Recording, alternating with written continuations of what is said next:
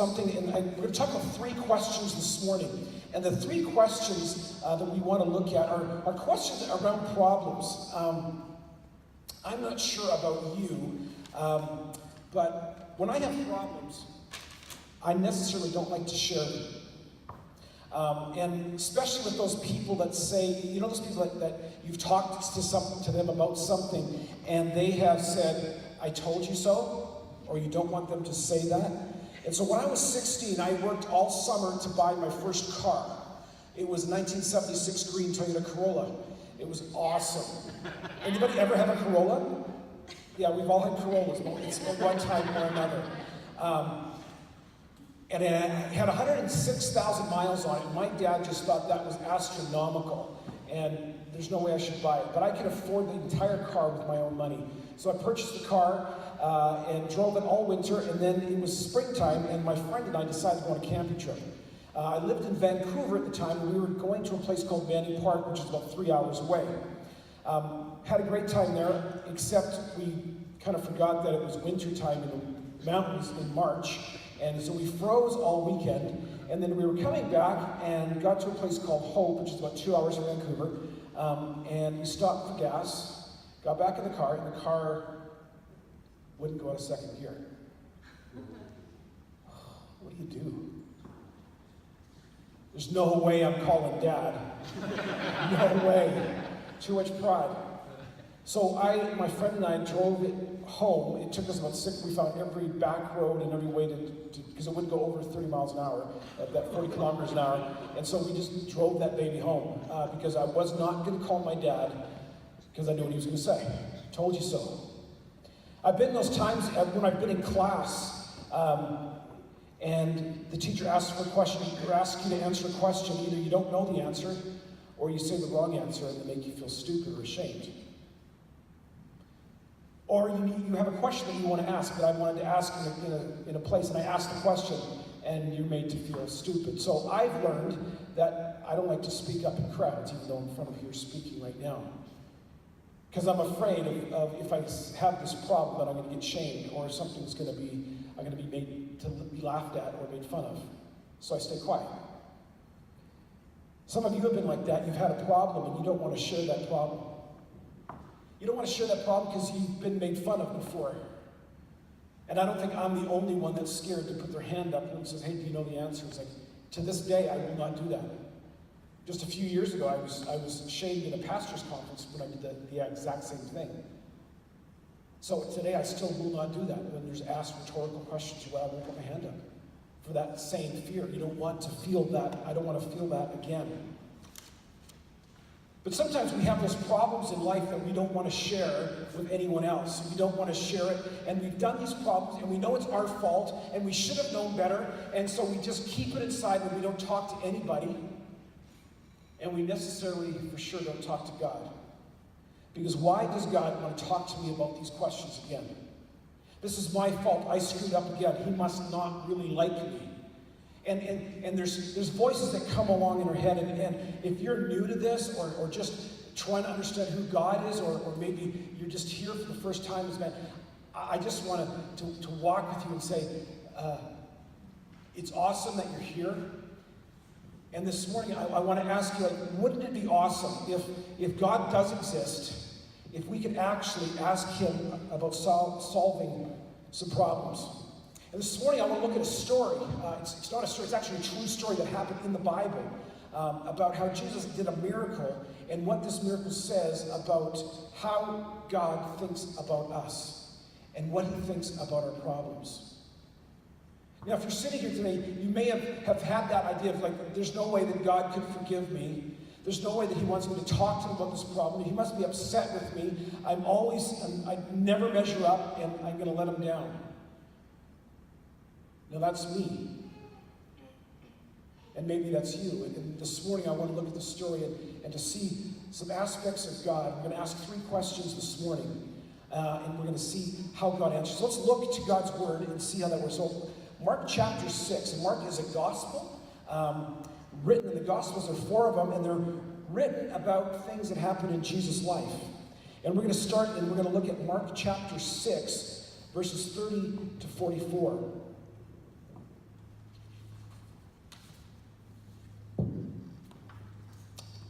Verse 30 says this. The apostles, and these were the men that traveled with Jesus, returned to Jesus and told him all that they had done and taught. And he said to them, come away by yourselves to a desolate place and rest a while. But stop there. So what had happened, the context here is Jesus has these people that are traveling with him. He sent them out to go do some church stuff, some ministry. So they went out, he says, if they don't treat you right, don't worry about it, but I want you to go out. And he sent them out 2 by 2. And if you go back into chapter 6 into verse 13, this is what they did. It says, and they cast out many demons and anointed with oil many who were sick and healed them. So these disciples were out doing things that Jesus was doing all over the place. Now they had the power to go do that, and they were doing this. And so they were on a long trip, they were doing this for a while. They come back, and they're now with Jesus, and he understands that they're tired. This is really important as we move forward. It says this, he said to them, come away by yourselves to a desolate place and rest a while. For many were coming and going, and they had no leisure even to eat. And they went away in a boat to a desolate place for themselves. Now many saw them going and recognized them, and they ran there on foot from all the towns and got there ahead of them. When he went ashore, he saw a great crowd and had compassion on them. Another important word to remember. Because they were like sheep without a shepherd. And he began to teach them many things. And when it grew late, his disciples came to him and said, this is a desolate place, and the hour is now late. Send them away to go into the surrounding countryside and villages to buy themselves something to eat. But he, being Jesus, answered them, you give them something to eat. And he said to him, shall we go and buy 200 denarii worth of bread and give it to them to eat? And he said to them, how many loaves do you have? Go and see. And when they had found out, they had said 5 and 2 fish. Then he, that being Jesus, commanded them all to sit down in groups on the green grass. So they sat down in groups by hundreds and by 50s, and taking the 5 loaves and 2 fish, he looked up to heaven, and said a blessing, and broke the loaves, and gave them to the disciples to set before the people. And he divided the 2 fish among them all, and they all ate and were satisfied. And they took up 12 basketfuls of broken pieces and of the fish, and those who ate the loaves were 5,000 men. This is the word of the Lord. Let me just pray before we get started. Father, we just praise and thank you that you are a God that loves us, a God that communicates with us and just doesn't leave us to our own devices, but you choose to reveal who you are and how you love us and how good you are. And so we thank you for your word, the Bible. We thank you for the story that we found in Mark here. And Lord, I pray that you would teach us through it. And Lord, if those are there here this morning that yet don't know you, I pray that you would let them know that you care for them, that you love them.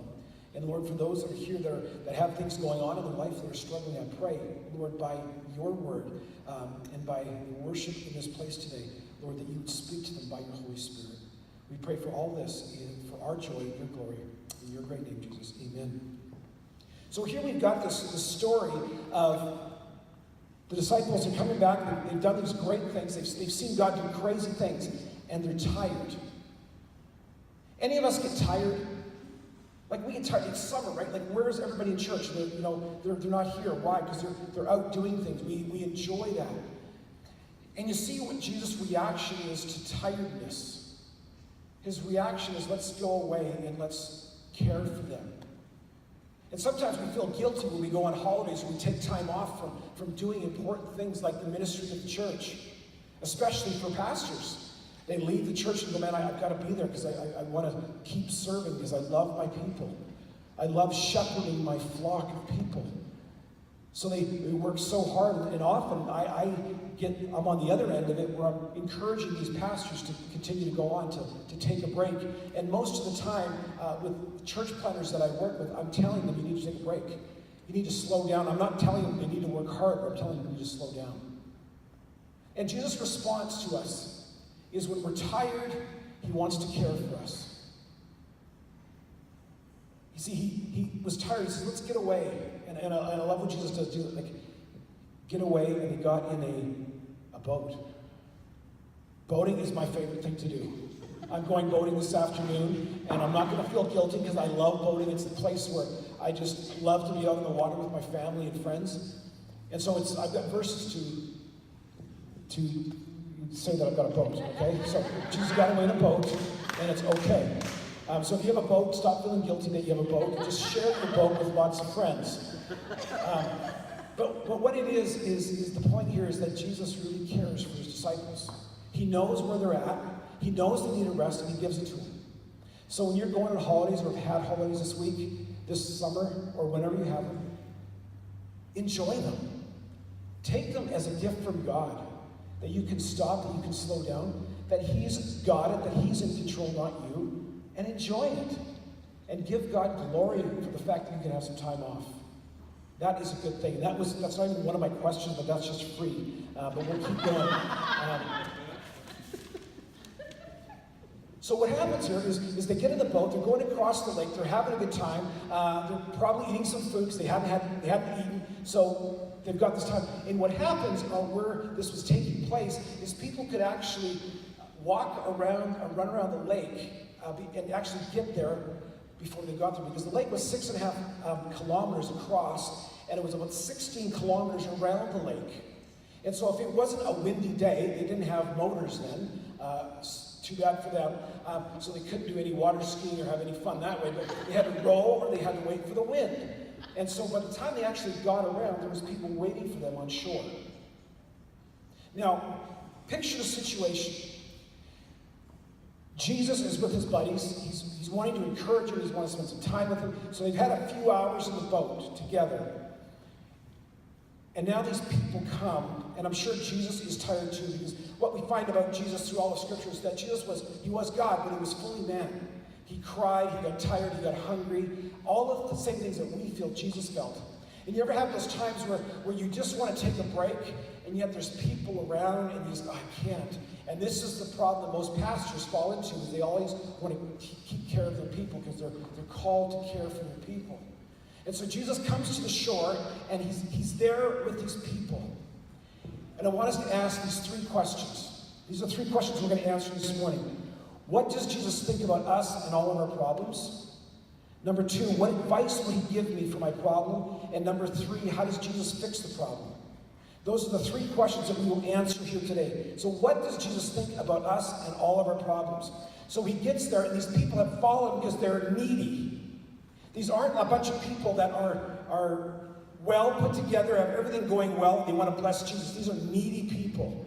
They're sick, they're hurting, they need Jesus. And so they hear about Jesus and his disciples, and so we're going to run around the lake and we're going to wait for them to come because we know where they're going. Now, if it was me and I saw those people, I'd say, boys, back out to the water. I don't want to see these people. But it's amazing what Jesus does. It's amazing what he says.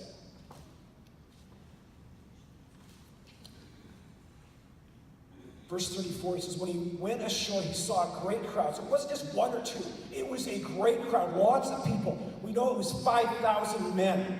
And so what they say, the commentators will say, is that was probably between 7,000 and 8,000 people when you had women and children. So it was a huge place. Half of the Saddle Dome waiting for Jesus when you're tired. Now I would say, guys, I don't want to be a part of you, but this is what Jesus says. And when he went ashore, he saw a great crowd, and he had compassion on them because they were like sheep without a shepherd. He had compassion. And this word compassion, in the Greek where it comes from, is this deep-seated, in-your-stomach compassion. It's what moves you to tears. It wasn't just, I feel sorry for these people, but there was a visceral effect in Jesus' life when he saw these people. And they were people like sheep without a shepherd. And so, I want us first to know of how Jesus does it. We see Jesus, he has a heart for people who are messed up. He has compassion. He uses this word several times. He uses it when there was a boy that had an evil spirit and was hurting him. He uses the word when there was a man who was a leper, and Jesus had pity on him. He had compassion on him. It was used when a woman was a widow and she lost her son, her only sense of support. And Jesus went and he raised the son from the dead. It was this gut reaction. And it's like you, when you hear something when you hear a story that just breaks your heart, that's what Jesus felt. And I want you to know that when you are breaking, when you have something that's how Jesus feels for you. He doesn't go, don't bother me with your problems. He has compassion because he is the great shepherd. And so today, is there something that you're carrying around? You go, man, Jesus knows about this. I'm sick and tired of it. I keep dealing with the same thing. I want you to know that Jesus has compassion on you. He has compassion on me. That's who Jesus is. And so if you're here this morning, go, man, I can really use that compassion. Is that really true? Could Jesus have that kind of visceral reaction to me and my problems? And I would say yes. Because Jesus left heaven, perfect place, to come on a rescue mission to draw us back to himself because we'd walked away because of our sin. That's what God did. That's what Jesus did. I had this same kind of reaction. I'm not saying this to say, look at me. I'm saying it's the kind of reaction when you hear some bad news. Yesterday, one of my son's friends came over and she told us that her dad was early 50s and has pancreatic cancer and has got 8 months to live. And it was just that sense in your stomach that that's not right. Like, little girls should walk down the aisle by their daddy. She's not going to have that opportunity unless there's a miracle. And there's that sense of, I just want to reach out and I want to tell Jess that I'm praying for her because I didn't know when she came over. And I heard later, it's like, I didn't say anything, and yet my stomach ached for her. It happened a few months ago, actually about 6 weeks ago. I was sitting down with a church plant couple in Ponoka, and usually I just sit with the main planter, the man, and he brought his wife with him. I was like, why are you bringing your wife? And then she starts telling me about what they're doing this summer. They're hosting a couple orphans from the Ukraine. And that these kids in the Ukraine they get aged out, like the kids at either 14 or 16 get aged out where they have nothing. And they're just on the streets. And my wife and I have been in the adoption process for about 13 years. And we've always had, it never worked out, and we finally had our last one, and we've had 3 adoption miscarriages where we'd say, and we finally said, okay, obviously we're not supposed to adopt, so we're going to leave it there. And as this couple started telling me about these orphans, I began to weep. And again, this is it. I'm not saying look at Johnny, I'm saying there was something that broke my heart in me that was, I believe, God saying, you need to do something here. And so I told him our story. I was sorry for crying, but this is crazy. And so I asked, is there any other kids that need fostering or have a homestay for the summer? And they said, well, they're all taken. But Sarisa, the crazy girl that she is, she texts the woman that runs this organization. And she said, well, actually, this morning, one of the host families dropped out. So there's one girl that's coming that needs to be hosted. And I started to have this visceral reaction in my stomach. And so I went home and talked to my wife. We couldn't, she says, we talked about it a little bit, no big deal. And then, because usually when we've talked about adoption, it's always been both of us feeling this really pull to do it. And we'd closed the door. And so there was no reaction for her on Wednesday or Thursday. I said, Lord, if you want this to happen, you have to just make it happen. And so Friday, she gets sick. And she spends the whole day online, and I don't want to say this offensively, but she spends the whole day watching adoption porn. Like she's watching like all of these videos of these kids getting adopted. She's watching all of this these documentaries of these kids getting adopted. It's happening in Ukraine. And so I come home and she's like on the couch and she's just like bawling, and she's telling me all these stories that she learned this day. And we're like, what should we do? And then we said, okay, I guess we need to do this. And then we talked to our 3 boys. We have 3 boys. And we said, well, what do you guys think? And our oldest says, well, God adopted us. We don't deserve it. Why not? We have to do this. We talked to our other son, and our other son goes, Dad, I've always wanted a little sister. Can we do this? And then we talked to our middle son, and he goes, Dad, I can't imagine one of my kids in my youth group not having a mom or dad. So we made the decision, so we want to have this girl come over for the summer. And we wouldn't have said that if we weren't willing to adopt her at the end, if that's what we're called to do. And so Victoria, she arrived on Thursday, and we're getting to get to know her, 13-year-old girl, and we're praying that we can be a blessing to her, and hopefully, if whatever happens, that we will follow what God's doing. But it was us saying that God stirred in our hearts, and having that feeling was I think a touch of how God feels about us. And we've all had that feeling of, we just need to do something. We need to give, we need to help, because something in your heart did that. And that's how God feels for you. It says here that they were seen like sheep without a shepherd. That was in the Old Testament Israel, the people of God. They were always seen as God's sheep, and God was always known as the shepherd. And God loves and cares for his people. And one of the metaphors throughout the Scripture, even in the New Testament, is that Christians or God's people are always called sheep. And sheep, if most of us here don't really understand sheep, because we maybe like lambs sometimes when we grow up, but sheep are if we get to know them a little bit, they're kind of dumb. They can't find their own way, they can't find their own food, and they can't defend themselves. So they need a shepherd. And a shepherd protects the sheep. A shepherd takes them to places where they can actually eat, and finds places where they can do, because they're not very smart. And so sheep are pretty much gone without a shepherd. And that's kind of the same way that Jesus says is, you need me. You need me. You see, we've all messed up. We've all walked away from God. We're all like sheep without a shepherd. We're trying to do it our own way.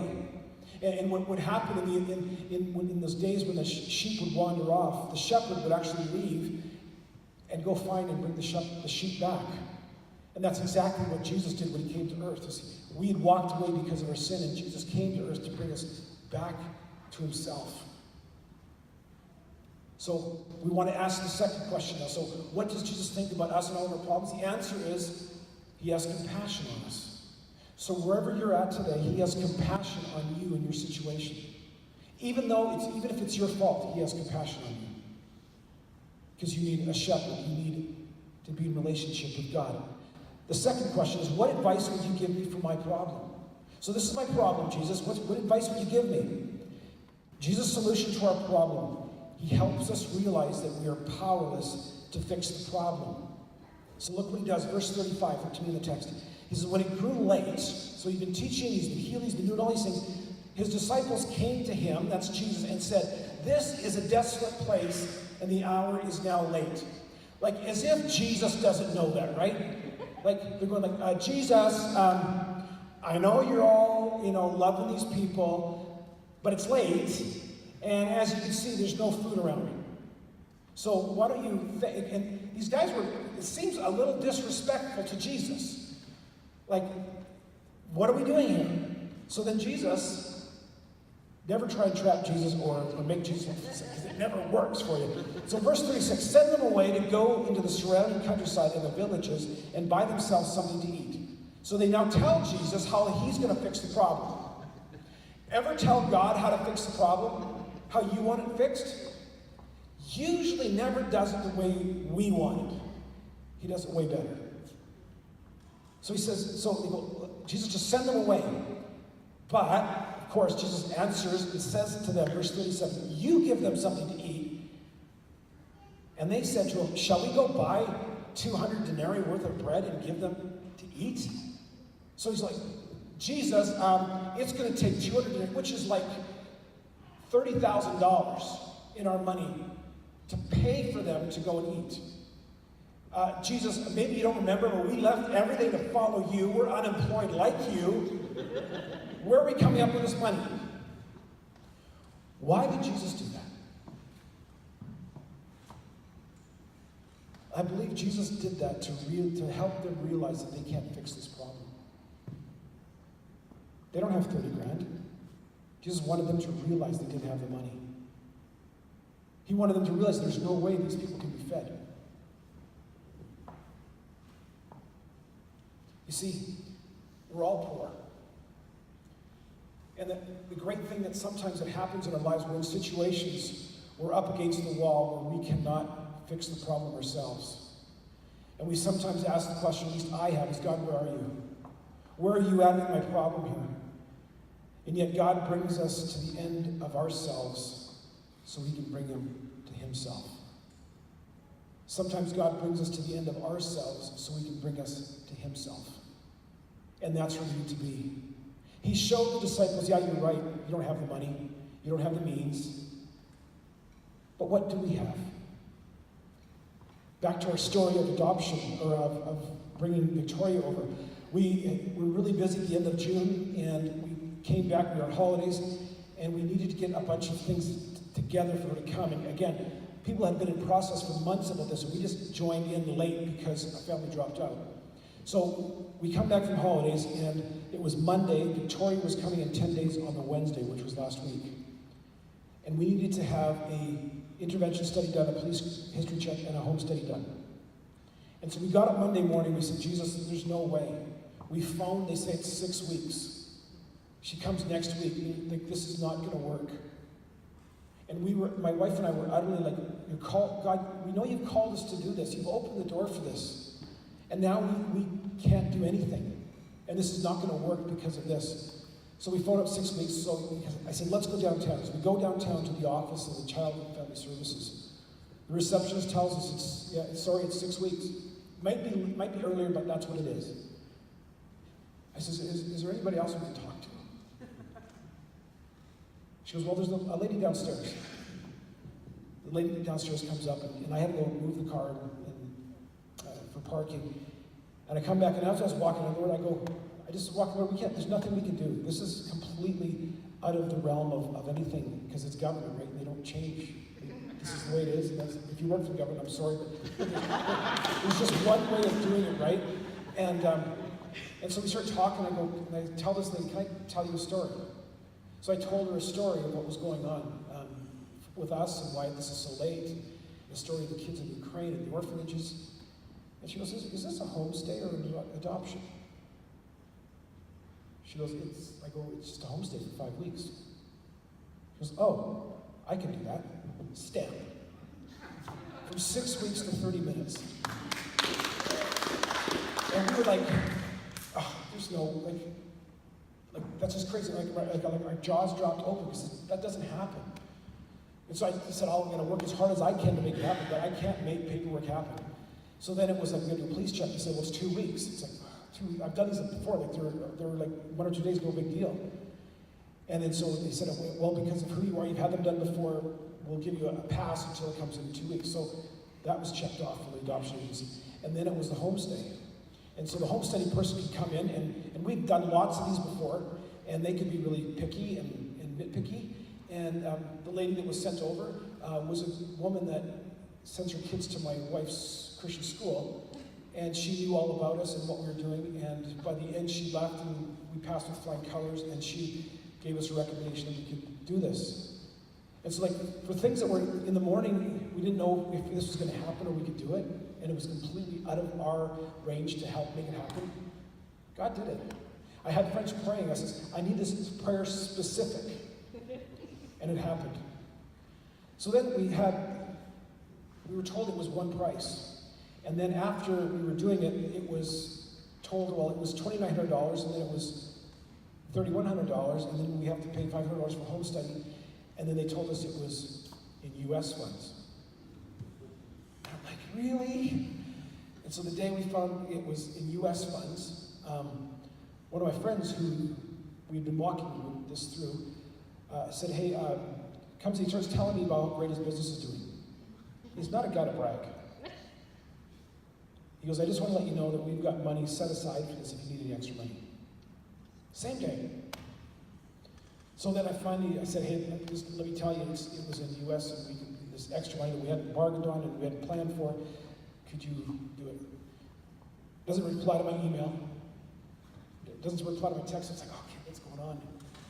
Knock on the door, shows up. I've got this check for you, and I just want to pray for you guys. And so, all of that to say is like, it was totally impossible. And we had to completely say, we can't do this. We can't just be good at this. Maybe we should have got in earlier. We could have done many more things. But God said, you know what? I'm going to do this. And you know what? This has given us so much more joy, and God so much more glory, because we can't do it. And when we finally give up on ourselves and he brings us to the end of our rope, we can begin to climb onto his rope and walk with Jesus. And it's just been so exciting, and I'm so glad that he's done it this way. The last question is, how does Jesus fix the problem? Jesus fixed by his power to multiply what he's given us for our joy and his glory. Verse 38, he said to them, "How many loaves do you have? Go and see." And when they had found out, they said, 5 and 2 fish. And he commanded them all to sit down in groups on the green grass. And so they went down and sat in groups, by hundreds and by fifties. And taking the 5 loaves and the 2 fish, he looked up to heaven and said a blessing and broke the loaves and gave them to the disciples to set before the people. And he divided the 2 fish among them all. And they all ate and were satisfied. And they took up 12 basketfuls of broken pieces of fish. And those who ate the loaves were 5,000 men, which we said were over 7,000 or 8,000. You see, that's what Jesus does. He takes what we have, small. These 5 loaves were, we learned from another gospel, they were for a little boy that was his lunch. And he uses this little boy's lunch to feed all the people. You see, this little boy would not have even been counted in the 5,000. But yet Jesus takes that, someone who's not even counted, and uses it and multiplies it to be a blessing to all the people. You see, Jesus he wanted to bless the people, but he was also showing that he was God, that he was in control, that he cares about people, and he cares about the people that were there. So I want to end off with asking you, what do you have? What do you have to offer God to say, here, this is what I've got, it's not much, but if you want to take it and multiply it for your purpose? And that's exactly what we're walking through right now. We're not sure if we're called to adopt, we're willing to, we made that decision that we're willing to, if that's what God calls us, and if this girl asks us to adopt her. But see, we're in a life that many of you are at. We're at the place where, or maybe some of you are at, where we're just in our early 50s. Our kids are gone. We've got 2 incomes. We're not changing diapers, cutting up food, driving to soccer. We've got time to spend on ourselves. And we were confronted when we were trying to make this decision whether we're going to say yes. Do we want to say yes to more comfort? Or do we want to say yes to what God wants to do in and through us? You see, because I believe that we've been blessed to be a blessing. Any blessing in your life, you haven't been blessed so it stops with you. You've been blessed for it to go on to others. You see, when God in the Old Testament came to Abraham, it says, I'm going to bless you to bless the world. And we know that and that was saying that through Abraham, Jesus was going to come and bless the entire world by bringing us back to himself. You see, the boy gave up what he had to say, here it is, and Jesus multiplied it. And so, those of you here at Manifest, what has God given you that you can multiply to be a blessing to those around you? Personally, what do you have? What gifts do you have? What type of finances do you say, Lord, I don't have much, but would you take it and would you multiply it? You see, that's what God does. And when we do that, when we come to the end of ourselves, we can't make it happen. God makes it happen. And when you hear the stories, when you hear Brad up here telling stories, it's because he's at the end of himself. And he's said, God, I can't do this. When we talk about seeing people get healed, like I can't heal anybody, but when you pray for someone and they get healed, you go, man, that was awesome. I can't take any credit for that. It's only because of what Jesus has done. And it's so more joyful to say, here's my stuff, here's my body, here's my life, take it, use it, Jesus. That's where it gets exciting. That's when our faith, if you're here and you have faith, that's when it gets exciting. And if you're here and you don't have faith, wouldn't that be awesome? To say, here, this is what I've got. God, would you take it and use it to bless other people? So I'm praying that God's going to say we can adopt this little girl, but I'm not sure. It hasn't gone so smooth in the first 4 days. There's this wall, and we're just praying God to break it down. And I'm not sure why. We've taken lots of adoption courses before. We're not sure, and we're saying, Lord, please help us be a blessing. Please let her know who Jesus is by the way we live our lives and the way we care for her. So, and end up Sean to come up, but the good news is the gospel. See, what Jesus has given you, what Jesus has given you, you can give to him, and he can multiply it.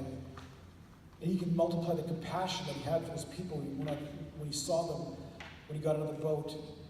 He can multiply that compassion through you. You see, Jesus isn't here anymore, but he sent his Holy Spirit, and he has his church.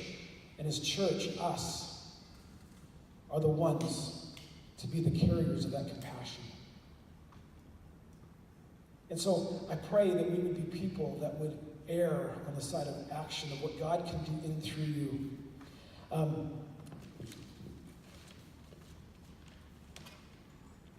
Trouble 37 minutes, sorry. I want to end off with this quote.